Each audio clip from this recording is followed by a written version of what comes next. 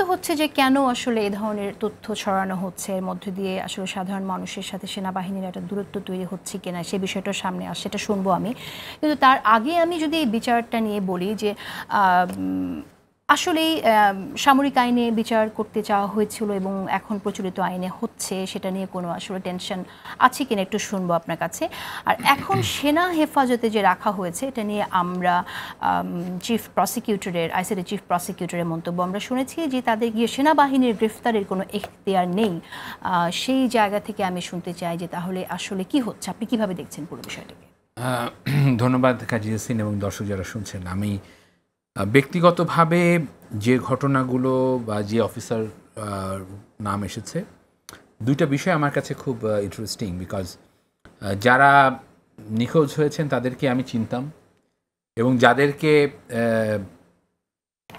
অভিযুক্ত করা হয়েছে এখন তাদেরকেও আমি, তাদের অধিকাংশকে আমি দীর্ঘদিন ধরে চিনতাম আমার কাজের সুবাদে। এবং ব্রিগেডিয়ার আজমি আমার সাথে ফেসবুকে কানেক্টেড ছিলেন দীর্ঘ বছর, এবং আমি যেহেতু জানতাম যে উনি জীবিত আছেন, আমি কখনো ওনাকে ফেসবুক থেকে আনফ্রেন্ড করিনি, যে একদিন উনি ফেরত আসবেন। এবং একই আপনি জানতেন? হ্যাঁ, আমার কাছে তথ্য ছিল যে উনি জীবিত আছেন, এবং আমি বারবার মনে হয়েছে যে, এবং এর ক্ষেত্রেও তাই। কিন্তু আমার লেখার মতো ক্যাপাসিটি ছিল না, বিকজ লিখতে গেলে তো আমাকে ওয়েল ফাউন্ডেড এভিডেন্স সহ, বাট আমি জানতাম যেটা উনি জীবিত আছেন। এবং ব্রিটেনে মীর আহমেদ বিন কাসেম, যাকে নিয়ে মানে কাসেম সাহেবের ছেলে যার কথা বলছি, ওর জন্য যে ক্যাম্পেইন হয়েছে সেই ক্যাম্পেইনটা আপনারা জানেন। তো এই 4-5টা ঘটনা যে আপনি একবারে যদি নিয়ে আসেন এবং সেখানে দেখেন 26 জনের ভেতরে 15 জন এখন সেনা হেফাজতে আছে, এবং সেই যেখানে তারা আছেন তারা যেদিন কোর্ট অ্যানাউন্স করেছে তার আগের দিনই তাদেরকে ওইখানে লগ এরিয়াতে ক্লোজ করা হয় এবং একটা বিল্ডিংকে তারা আজকে সাব জেল ঘোষণা করেছে, করে সেখানে রাখার ব্যবস্থা করেছে। এবং তাদেরকে বলা হয়েছে যে তাদের সব ধরনের কানেকশনস তারা আজকে থেকে ডিসরাপ্টেড হয়ে গেছে। আমার কাছে বিষয়টা হচ্ছে যে বিচারিক প্রক্রিয়ার ভিতরে এদের অনেকের সাথে আমার পরেও কথা হয়েছে, যখন তারা ক্লোজ হয়েছে তারপরে তাদের ভেতরে দুই ধরনের রিয়াকশন আছে। এক, যে আমি তো একটা স্ট্রাকচারের ভিতরে ছিলাম, আমি তো ব্রিগেডিয়ার আজমি যখন গুম হয়েছে তখন তো আমি র্যাবেই ছিলাম না, তাহলে কেন আমি এটার জন্য প্রসিকিউটেড হচ্ছি? আবার মাইকেল চাকমা যখন হয়েছে তখন তো আমি ছিলাম, আমি কেন হচ্ছি? এরকম প্রশ্নটা আছে তাদের ভেতরে। কিন্তু আপনি তাহলে কমান্ড যে রেসপন্সিবিলিটি আপনার কাছে আছে সেটাকে আপনি আরেকজনের কাছে হ্যান্ড ওভার করবেন কিনা?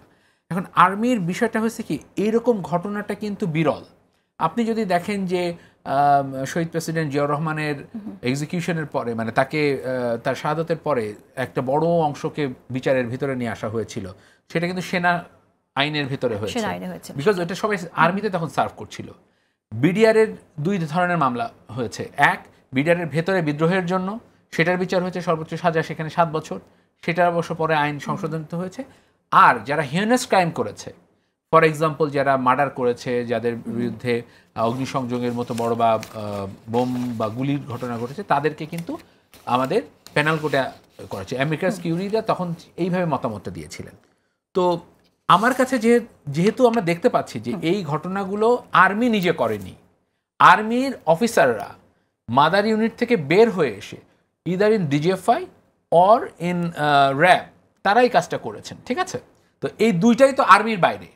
তো আর্মির বাইরে থাকলে আর্মির যে অফিসারগুলো তখন তো ওই বাহিনীগুলোতে ন্যস্ত করে দেওয়া হয়েছে, সে তাকে কিভাবে সেনাবাহিনীর এতে করবে?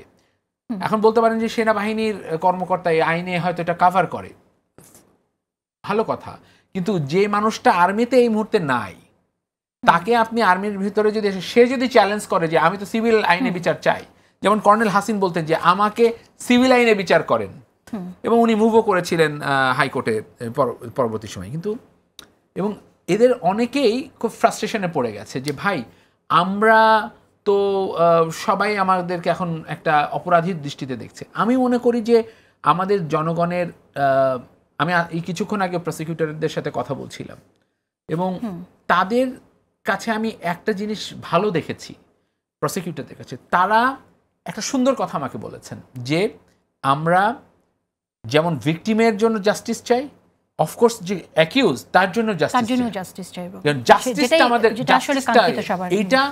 এবং তাদের কাছে যেটা আমি যারা এখন অভিযুক্ত হিসাবে যাবেন, অর্থাৎ এখনো অ্যাকিউজ মানে তাদের করা হচ্ছে, এই অ্যাকিউজদের কিন্তু এক ধরনের ভীতি কাজ করে। তারা অনেক মানুষকে মিডিয়ার সামনে এনেছেন, কিন্তু আমি রিভেঞ্জ হিসেবে ওদেরকে আবার মিডিয়ার সামনে মিডিয়া ট্রায়াল করা, এটা তাদের জন্য খুব প্যাথেটিক হয়ে যাবে।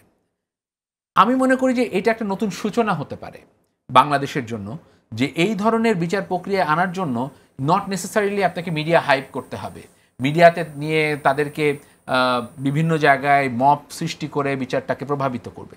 এতে করে আমাদের মনের মাঝে কিন্তু বারবার সেই 2013 সালের কথা মনে আসবে। যে এখন এখানে একটি বিষয়, সেটা হচ্ছে যে এই ঘটনা তো বাংলাদেশের ইতিহাসে হয়েছে, বিভিন্ন সময় হয়েছে। আমরা দেখেছি যে অনেক সময় অভিযোগ এসেছে, মিডিয়া ট্রায়াল হয়ে গেছে। আমরা সেক্ষেত্রে বিএনপি অ্যাক্টিং চেয়ারপারসনের কথাও আমরা 111 পিরিয়ডে যদি উল্লেখ করি, তখন যা হয়েছে এবং এর পরবর্তীতেও সেই মামলা নিয়ে যে ধরনের তথ্য বাইরে এসেছে।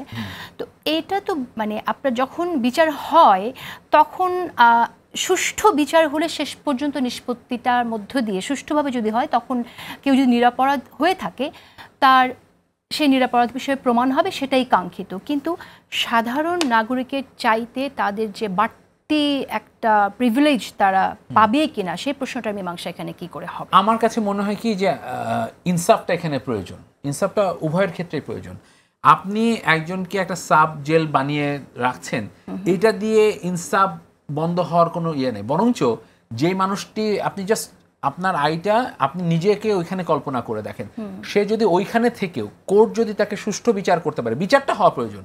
তাকে তো আপনি অনেকে তো আমরা দেখেছি যে আপনারা মনে করছেন সে জেলে আছে, সে তো পিজির বেডে শুয়ে থাকছে, এরকম বহু মানুষকে আমরা দেখেছি, সম্রাটের মতো মানুষদেরকে। প্রশ্ন হচ্ছে আইসিটি কি তাদের গ্রেফতার হিসেবে গণ্য করছে কিনা? কারণ আইসিটি তো বলছে তাদেরকে আদালতে সোপর্দ করতে হবে এবং 24 ঘন্টার মধ্যে আদালতে আনতে হবে।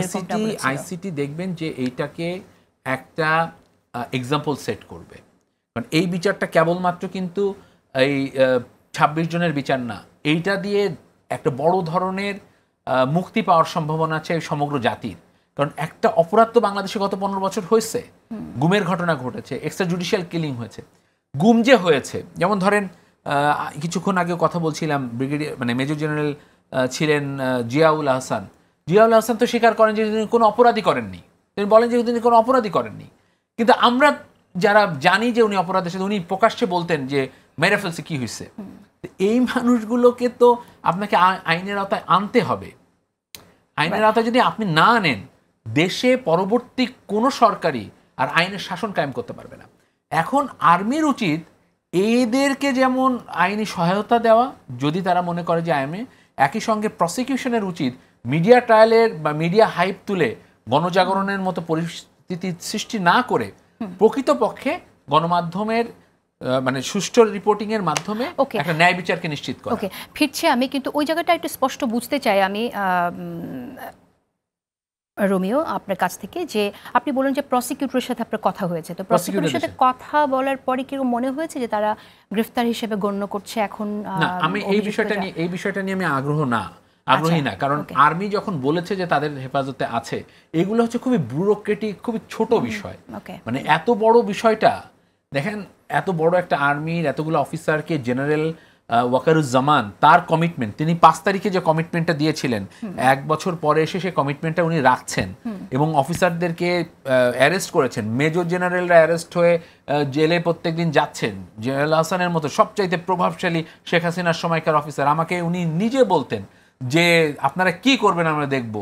উনি আমাকে বলতেন, আমি যখন বলতাম যে আপনি হিউম্যান রাইটস ভায়োলেট করছেন, তখন উনি বলতেন আপনারা কি করতে পারবেন দেখবেন। ইউ সি, উনি কোর্টে আসছেন, ওনার বোন ওনাকে লিগাল সাপোর্ট দিচ্ছেন, সব কিছু রাষ্ট্র ব্যবস্থা করছে। আমরা চাই যে এই সুবিধাটা থেকেই উনিও জাস্টিস পাক, এবং যার সাথে ঘটনাটা ঘটেছে চৌধুরী আলমের সাথে ঘটনার সাথে উনি সরাসরি জড়িত। এই বিষয়টা আসবো যে অন্য মামলার যা কেসগুলো, মানে এর আগে যে ঘটনাগুলো ঘটে গেছে, যেমনটি স্যার উল্লেখ করলেন যে ইলিয়াস আলীর কথা, সেগুলো কেন এখনো গুরুত্ব পায়নি, এটা